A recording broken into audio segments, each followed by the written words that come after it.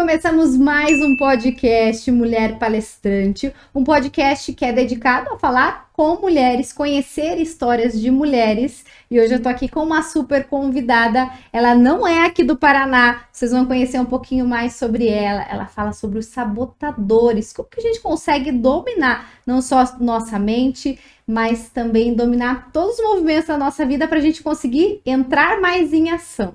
E a nossa convidada de hoje é a Wanderleia. Seja bem-vinda! Muito obrigada pelo convite, Gisele. É uma honra estar compartilhando um pouco desse conhecimento com outras empresárias e empreendedoras sobre esse assunto que é tão importante, né? E que atrapalha tanto os nossos sonhos.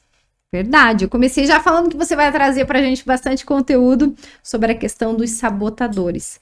Mas o que significa sabotador? Como que a gente consegue identificar, né? Então, sabotadores, né, os sabotadores mentais, para ser mais técnica, é um padrão de proteção que a nossa mente cria quando somos crianças, adolescentes e não estamos prontos para lidar com as situações da vida. E a nossa mente muito inteligente, né, que foi programada para fazer a gente sobreviver e para a gente guardar energia, ela tende a transformar esses pensamentos que lá atrás nos ajudaram, mas eles se transformaram em pensamentos automáticos, habituais. Então, sem que a gente perceba, a gente tem aí pelo menos 9 vozes na nossa mente que trazem justificativas e histórias que fazem a gente acreditar que a gente não está pronto o suficiente, que algo vai dar errado, que a gente ainda não tem um tempo adequado e suficiente para fazer aquilo. E diversas outras desculpas que fazem a gente continuar no mesmo patamar e a gente não consegue dar aquele passo a mais para ir para o próximo nível. Então, aquela sensação, dá 2 passos para frente e 1 para trás. Aquela sensação que não sai do lugar, que estagna. Quero algo, tá buscando algo, só que na hora H você dá para trás. Na hora H você fica doente muitas vezes. E isso tá interligado com a nossa mentalidade, com o nosso sistema de proteção. Mas poucas pessoas sabem que isso está acontecendo de fato. Por isso que é tão importante conhecer. E aí a gente fazer um trabalho, um diagnóstico de entender qual é esse padrão que está atrapalhando os seus resultados. Uma coisa importante dizer é que a autossabotagem, né, os sabotadores mentais, é algo que todo ser humano tem. Então, não só eu que tenho, a Gisele também tem, todo mundo tem, você aí do outro lado também tem os seus sabotadores, sabendo disso ou não, eles estão atuando aí sem que você perceba. E aí, a gente olhando para isso de uma forma mais pontual, a gente existe um teste onde a gente identifica o padrão principal, e esse padrão principal, cada um tem as suas necessidades básicas, que na maioria das vezes são relacionadas à imaturidade emocional. Esse termo vem da inteligência positiva, criado pelo Shirzad Chamine. Então, diversos estudos sobre o comportamento humano, sobre por que você sabe que precisa ser feito, e mesmo sabendo que precisa ser feito, você não faz. Né? Não é que você está procrastinando apenas, você está se sabotando. E aí existe aquela velha dúvida, né? Como eu sei se eu estou procrastinando, eu tenho preguiça? É verdade. Né? E aí é onde entra que não é só a procrastinação, é a preguiça, mas também existe a autossabotagem. E a autossabotagem está interligada com a procrastinação. A procrastinação é só a pontinha do iceberg. Que é só o que todo mundo, né, enxerga, mas por baixo da procrastinação existe aí as crenças limitantes que foram criadas acerca desses pensamentos criados lá na infância que se tornaram habituais e está interligado com o nosso instinto de sobrevivência de todo ser humano.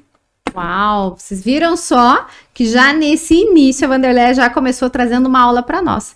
Então você que está nos assistindo, você que está nos ouvindo, você pode compartilhar esse link para mais pessoas, porque com certeza você conhece alguém que fica só falando que tem muitas ideias, que tem muitos planos, mas não consegue. Ou consegue até pôr no papel e não consegue tirar, ou então sempre fica achando que nunca consegue tempo para fazer as coisas. Mas agora a gente quer conhecer um pouquinho mais sobre você. Quem é a Wanderleia?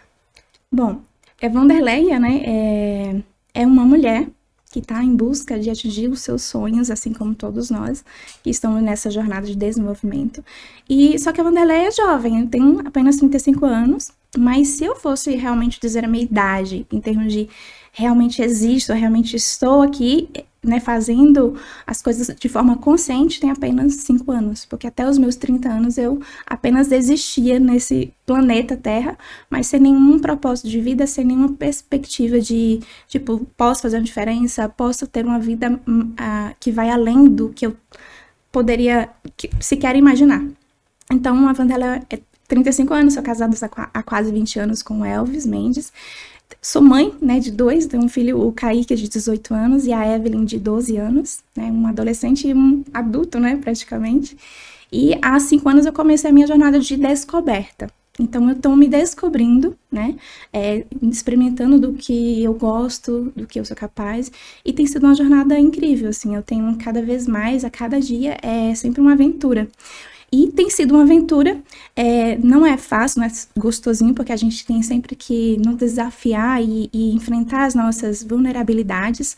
Por isso que eu trabalho com o que eu faço e falo muito bem sobre os sabotadores mentais, porque muito do que eu faço hoje como profissional e ajudando outras mentoras e outras empresárias e líderes tem muito a ver com o que eu tive que superar e aprender a lidar. Então, hoje eu sou empresária, sou palestrante há 1 ano, né? Sou uma palestrante engateando. Sou coautora do livro O Milagre de Sucesso, onde eu escrevi sobre hábitos das pessoas de sucesso, né? E sou coach, sou mentora, como eu já falei, e tenho um instituto Você Produtiva, que ajuda líderes empresários a desenvolver a sua gestão de tempo, mas mais que isso, desenvolver o seu autocontrole para lidar com as adversidades e conseguir dominar os seus pensamentos que influenciam o seu sentimento e que naturalmente influenciam no comportamento e cria-se um ciclo, né? E aí ela pode estar no ciclo de produtividade ou no ciclo de ocupação. É verdade, entender o que é a produtividade e a ocupação. Você contando, né, você falou da sua idade e você falou de quando você começou a descobrir mais o seu propósito. O que foi a virada de chave para você, para decidir, é com isso que eu quero trabalhar? E tantas mulheres que às vezes ficam pensando por onde começar. Você hoje consegue ajudar várias mulheres a ter esse plano de ação para conseguir vencer essa procrastinação. Mas e como que você tomou essa decisão?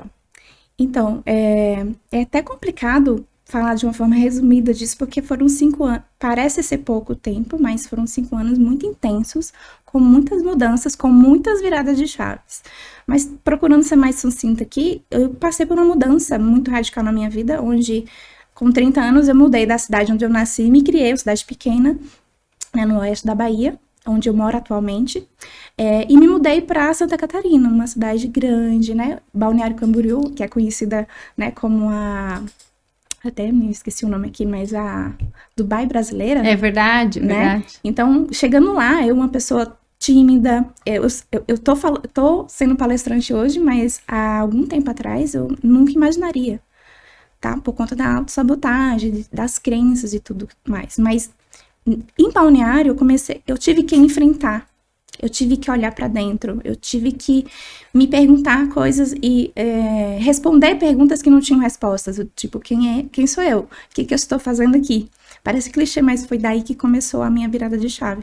E eu comecei a buscar, comecei a estar disposta a entender e me descobrir. Foi quando eu passei pelo primeiro processo de coaching, lá em Balneário Camboriú ainda, e começou, né, essa descoberta. Eu comecei a me permitir experimentar o que eu realmente gostava, percebi que tudo que eu tinha até o momento, nada era meu, não fazia nenhum sentido, peguei emprestado tudo da minha volta. Enfim, eu era uma figurante na minha própria vida, onde nem um roteiro eu escolhi, né, tava literalmente existindo assim, né.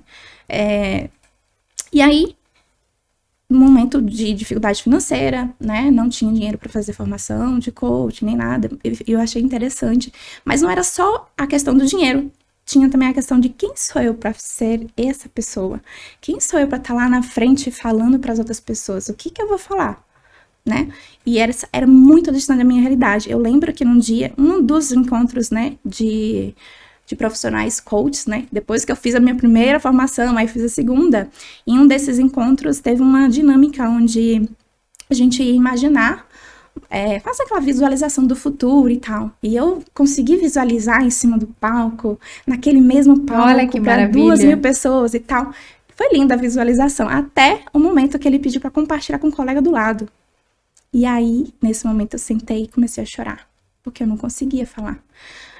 Meu marido estava comigo, né, me acompanhando, e ele gravou, inclusive, né, esse momento eu chorando e ele querendo que eu fosse compartilhar, mas eu não conseguia porque não dava. E até para falar pro meu marido sobre qual foi a visualização e por que eu tava chorando, demorou alguns anos. Olha só. Porque eu não tinha coragem de falar para as pessoas de tipo, quem sou eu para ser uma palestrante? Quem sou eu para estar ensinando algo a alguém? Quem sou eu para ser uma coach renomada, uma mentora, né? Então, eu tinha muita questão do crítico interno muito forte. É tanto que o primeiro contato com sabotadores mentais, que foi quando começou a minha virada de chave, foi no meu primeiro processo de coaching. E eu aprendi um exercício lá que me ajudava a desenvolver o meu lado rainha, que é como eu chamo hoje, né? Que a gente tem dentro da nossa mente, tem dois modos. O modo bruxa, que vai fazer a gente olhar para o lado negativo de tudo, ficar remoendo, ficar criticando a gente mesmo, criticando os outros, fazendo comparações de melhor e pior. E nisso a gente perde tempo e principalmente energia. É verdade. É onde a maior parte das pessoas passam. Então, tem pesquisa do CGAD também que mostra, inclusive, que apenas 20% das pessoas realmente estão no seu potencial máximo. Estão realmente performando. 20%, preste atenção nisso, apenas 20%. E eu fazia parte dos 80 até então, né? Até eu começar a aplicar e conhecer, estudar, aplicar. E hoje é o meu tema, é a minha expertise, assim, dentro do que eu faço, porque tudo começa de entender primeiro como é que eu me saboto, como que você faz isso, enquanto que você faz, para você começar a desmascarar esse inimigo invisível que está na nossa mente, para a gente criar as estratégias certas que nos ajudem a mudar o ciclo, interromper o padrão negativo e ativar o nosso modo rainha. E eu, né, dentro disso tudo, eu lembro que esse ponto desse momento que eu tava chorando, porque eu não conseguia transmitir o que eu sonhava, porque até então nem sonhos eu tinha, de tão limitada que era, a perspectiva era muito pequena. Em que você estava. E eu não tinha sonhos, então eu comecei a me forçar a sonhar, deixa eu ver o que eu quero, e enfim. E aí foi tendo uma atitude de muita coragem, persistência, para me manter desafiando e sentindo a dor, mas sem sofrer. E aí, hoje eu faço o que eu faço porque eu vejo que tem muito sofrimento sem necessidade. É verdade. E sofrimento que eu também passei, sabe? E muito sofrimento silenciado. Das pessoas olharem à sua volta e acharem que estão sozinhas. E é por isso que eu convidei a Wanderleia para vir aqui, porque ela passou por essa transformação. Hoje é uma super palestrante, inclusive ela está aqui em Curitiba porque está palestrando num evento já, na verdade, passou já por 2 eventos aqui, só nesse final de semana que nós estamos gravando. Só que quando a gente fala de ser mais produtivo, muitas vezes é começar batendo no peito falando eu sou capaz, para depois conseguir descobrir o que fazer com mais produtividade. É mais ou menos assim? Sim, é nessa linha, tá? De acreditar mais em você do que nos medos. Então, a linha do meu trabalho, inclusive, é uma linha totalmente, um pouco diferente da grande maioria que trabalha com desenvolvimento pessoal, que é aquela coisa mais motivacional, vamos pra cima, vai lá e faz, né? É aquela coisa, aquela pegada pela dor, tipo, vai lá. A minha pegada já é um pouco mais de compaixão. Então, a bruxa má que existe dentro da gente, ela tende a fazer ela faz a crítica, faz você olhar pra você e falar assim, nossa, como você é ruim, nossa, você precisa melhorar isso. As críticas que a gente faz consigo mesmo. E, de um certo ponto, isso é bom, só que isso no excesso atrapalha a gente.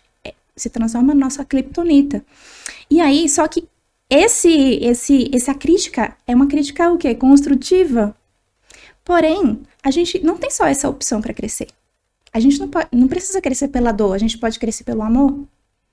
E aí é onde entra o ponto. Quando você começa a ativar e desenvolver, treinar o seu modo rainha, que tá com foco na solução, que consegue ter empatia, que consegue ter senso de contentamento, que tá mais voltado ao lado positivo de tudo que acontece, que vê as situações e desafios como oportunidades e transforma os desafios em dádivas, aí acabou, você entra nos 20% que tá em alta performance. A transformação vai acontecendo. E aí o que acontece? Quando eu passei por um momento de dizer que eu não tinha tempo, né? Então, até os meus 30 anos, tinha muita coisa que eu queria fazer, mas eu não fazia porque não tinha tempo. Essa é uma das frases que mais me incomodam. Então, por isso que eu faço o que eu faço hoje, porque me doía a pessoa falar assim, eu não tenho tempo. E aí eu trazia soluções e elas traziam mais 10 problemas Então, assim, ficava presa naquela desculpa, naquela história de que não tenho tempo. E eu tava hoje, por exemplo, na palestra mais cedo, mostrei um pouquinho da minha jornada, da minha história, quem era a Wanderleia até os 30 e quem é a Wanderleia dentro de 30 a 35 anos. E é uma transformação, assim, da água pro vinho. E o que mudou? Tenho as mesmas 24 horas. E eu tive um momento da minha vida onde eu estava em Balneário Camboriú, por exemplo, que eu estava com muito tempo, porque eu não estava conseguindo ser aprovada nas entrevistas, né? Então eu tinha muito tempo e eu continuava reclamando da vida. Continuava contando as coisas ruins. E até o momento que eu estava na praça, eu lembro até hoje, estava na praça com minha filha, ela tinha por volta de 6 anos, ela estava brincando. E assim, Balneário Camboriú é uma cidade linda. É verdade. Beira da praia, né? Tudo maravilhoso. Lindo. Então, assim, tinha uma coisa que eu não estava fazendo, que era atividade física. Aí eu não tinha dinheiro para pagar academia. E o meu foco era, não tenho dinheiro para pagar academia. Por isso eu não faço. Não faço. Até que a minha coach me fez uma pergunta, o que você pode fazer, então, no lugar? Aí, parece óbvio, mas eu não estava enxergando, porque o meu modo bruxa estava muito forte, estava muito alto. Eu só via a questão, não tenho dinheiro para fazer academia. Uma pergunta me tirou daquele lugar de vítima e me fez ver outras possibilidades. Eu falei assim, por que não fazer caminhada na beira da praia? Como muito assim? Melhor, eu não tinha pensado nisso antes. E aí eu comecei a fazer caminhada todos os dias. E aí, olha só, eu comecei a trabalhar meus sabotadores mentais ali. Sabe por quê? Um dos meus principais era o hiperrealizador, que precisa fazer muita coisa. Então, por exemplo, o que eu fazia? Nos primeiros, não estava acostumada, caminhava um monte. Acho que, eu não lembro certinho a quantidade de quilômetros, mas tipo, vamos supor, não caminhava nada e comecei a caminhar 3 quilômetros. Aí, do 0 para 3 do é zero, bastante. Né? Tá, 3. E aí, no outro dia, eu caminhei 3 ontem, hoje eu vou caminhar 4. O que acontecia no terceiro dia? Eu não conseguia ir, né? Sim, começou o exercício, o corpo não aguentou. Isso. E isso tem tudo a ver com a hiperrealização, que é o quê? Eu tenho que sempre ser o melhor, sempre fazer mais. E com o conhecimento que a minha coach na época me passou sobre o hiperrealizador, eu comecei a controlar ele. Dava vontade de fazer mais do que eu fiz ontem. Eu falei, opa, não. Vai. Aí era difícil, sabe? Não fazer mais, não fazer além do que eu queria.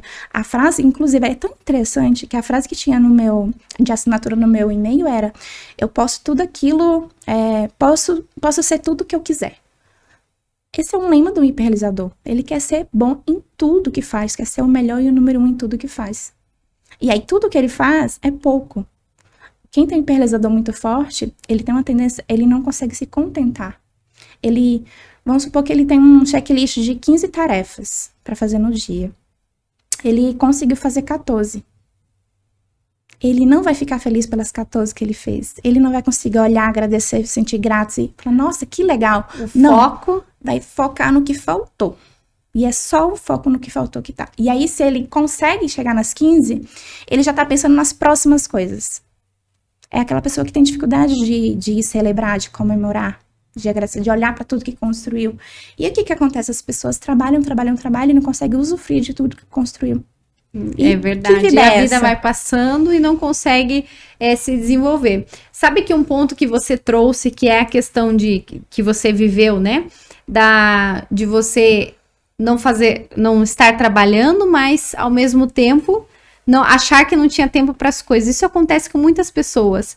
E quando eu consigo perceber, e vejo muitas, a gente falando de ir para o palco, que nem você tomou a decisão de estar no palco, a gente fala de palco, não só palco para dar uma palestra, é o palco da nossa vida para a gente se tornar protagonista. Yes. Como que a gente consegue trazer aqui, você trazer para nós, dicas daquelas mulheres que estão nos ouvindo, nos assistindo, e a pessoa quer muito, mas ela não sabe nem qual é o primeiro passo?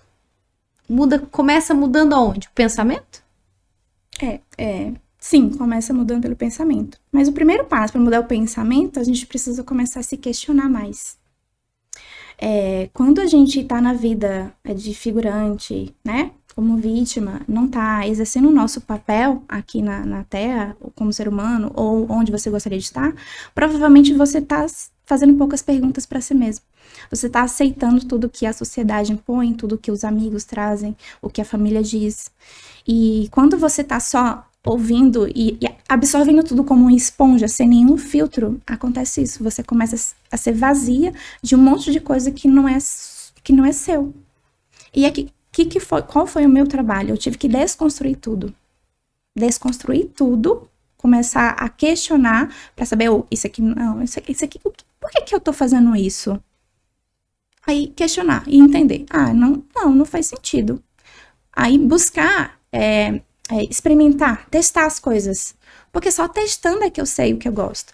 Tem uma coisa que é muito comum da pessoa falar assim, não gosto de camarão. Você já comeu camarão? Não, mas não gosto. É verdade, só não gosto, mas não experimento. Mas nunca experimentou. Como é que você sabe que não gosta? E aí eu comecei, assim, nesse campo, né, fui aprendendo muito, e um dos hábitos, né, e eu chamo de hábito do sucesso, que é aquele que desencadeia outros, né? Então, um desses hábitos do sucesso foi o conhecimento, foi a leitura. Então, eu admirava as pessoas que eram leitoras, sabe? Eu achava chique. Eu falei assim, nossa, um dia eu queria ser assim, mas por que eu não consigo ler? Comecei a me questionar, por que eu não consigo ler? Eu tinha alguns livros lá que eu tinha comprado, mas não conseguia. Comecei lá, tipo, uma página, 3 e pá, ficava lá empoeirado. E eu comecei a questionar, eu falei, tá. E aí a gente começa a seguir algumas pessoas e algumas sementinhas vão sendo criadas na nossa mente. Então, uma delas foi, se alguém fez, eu também consigo. O que é que eu preciso fazer para chegar lá? Então, eu não tinha recursos financeiros para investir, para fazer cursos na época. Por muito tempo eu não tive. Mas eu tinha muita curiosidade e vontade de mudar. Então, o primeiro passo é fazer o melhor com o que você tem. Naquela época, eu não tinha nada, eu tinha o YouTube. Então, botei lá no YouTube, como é que eu faço para aumentar minha concentração, conseguir ler livros? Cara, chegou algumas sugestões. Veio lá música instrumental, música clássica. Aí, lembra a gente fala muito de ambiência atualmente, né? É verdade, uma palavra que tá muito em alta e que as pessoas precisam cada vez aprender também. Mas olha interessante, a ambiência tá em tudo que a gente faz. Então, no YouTube, se você começa lá a ouvir música clássica e instrumental, o que é que o YouTube vai começar a mandar para você? Meditação. Né? Reprogramação mental, enfim. Tudo e eu estava no momento tema. de curiosidade, deixa eu saber o que é isso. E quando eu vi meditação, eu era aquela pessoa que girava o nariz, meditação. Não conhecia e eu dizia que eu não gostava.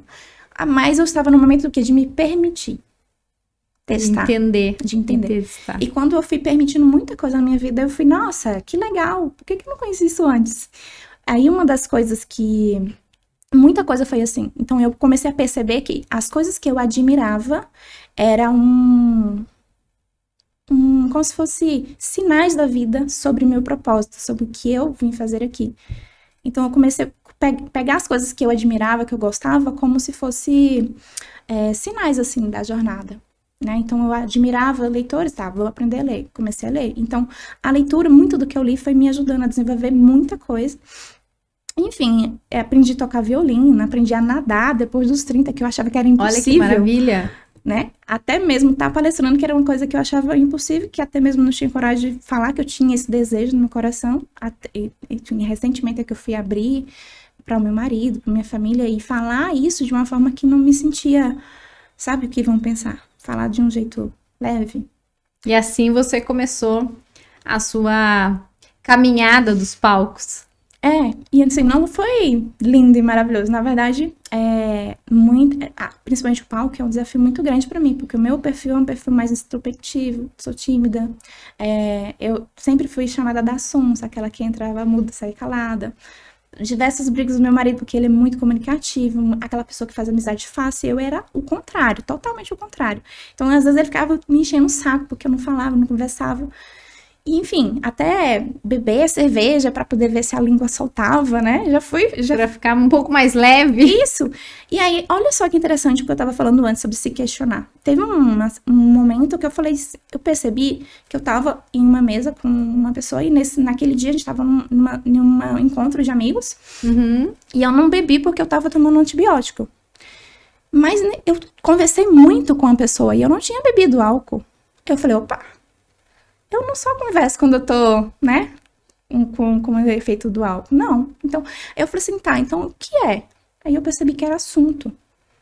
Aí eu fui entendendo, questionando as coisas que eu gostava, o que estava fazendo sentido, o que não. E eu comecei a me desapegar de algumas coisas que os outros implantaram em mim. Por exemplo, essa questão de, você só conversa quando tá, depois que tomar umas. Uhum. E muita gente acredita nisso. É verdade. Né? Tem muita gente que ela sai socialmente, bebe uma coisa que nem gosta, pra poder ficar um pouco mais relax, né? E poder se soltar mais.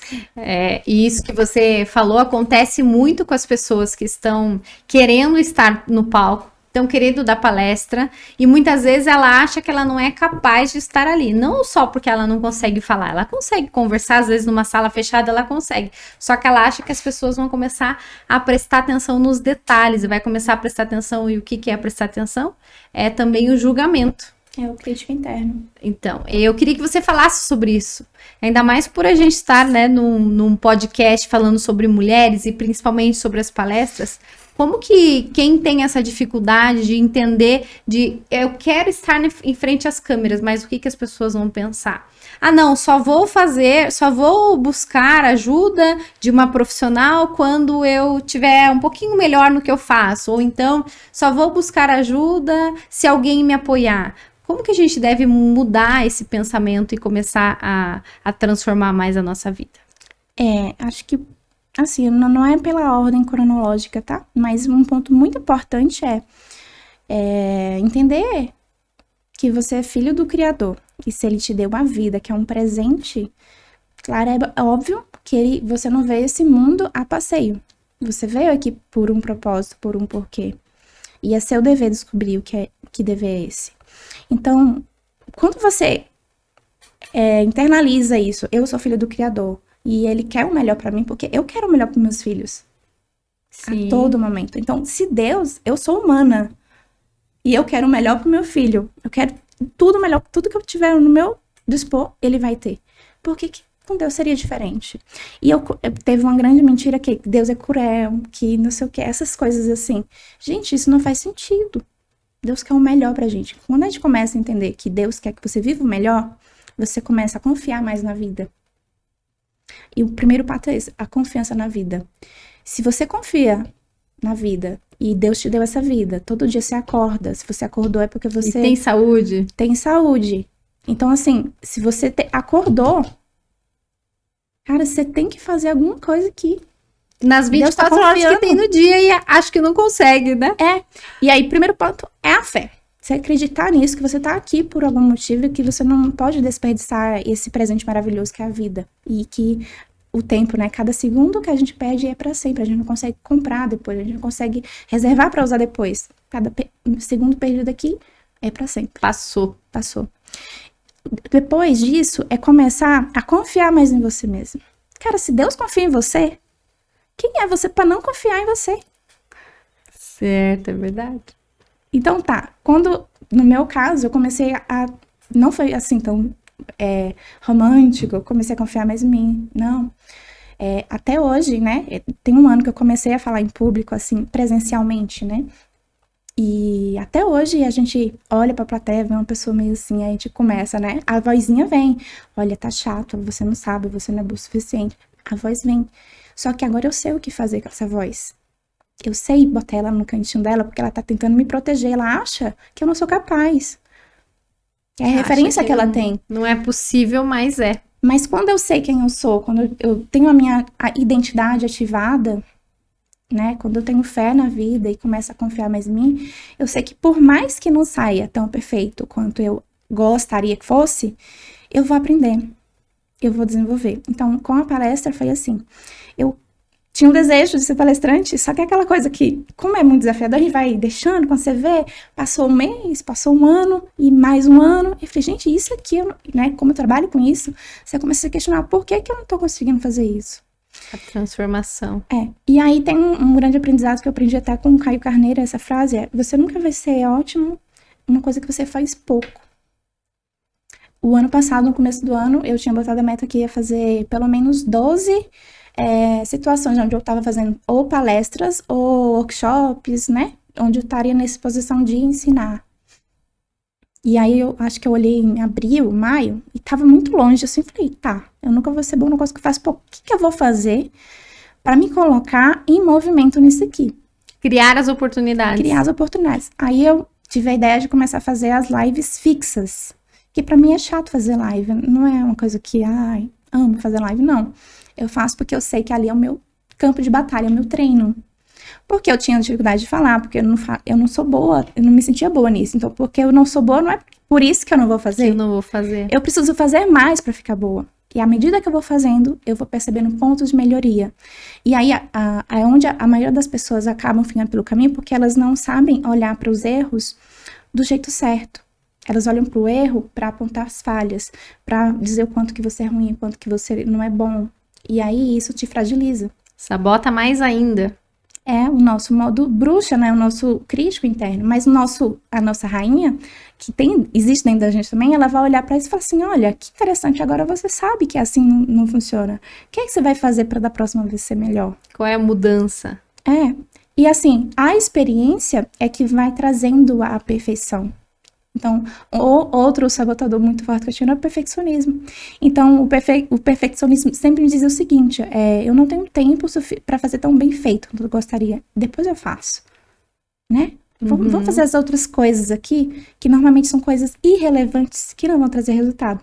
E aquela coisa desafiadora, que é difícil, é o que você mais precisa fazer. Provavelmente é a sua missão aqui na Terra.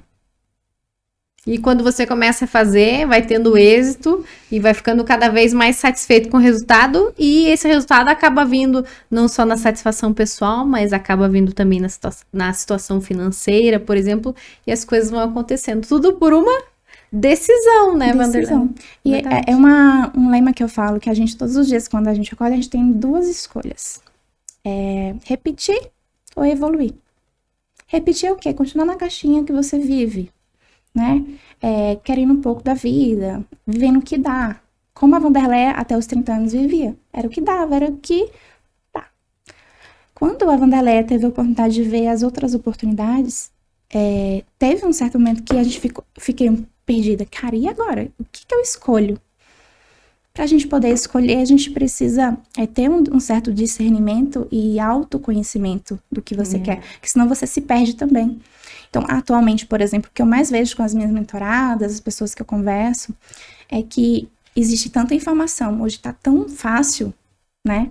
Tão fácil você ter acesso a conhecimentos e a pessoas que antigamente jamais você, né, imaginaria ia acessar.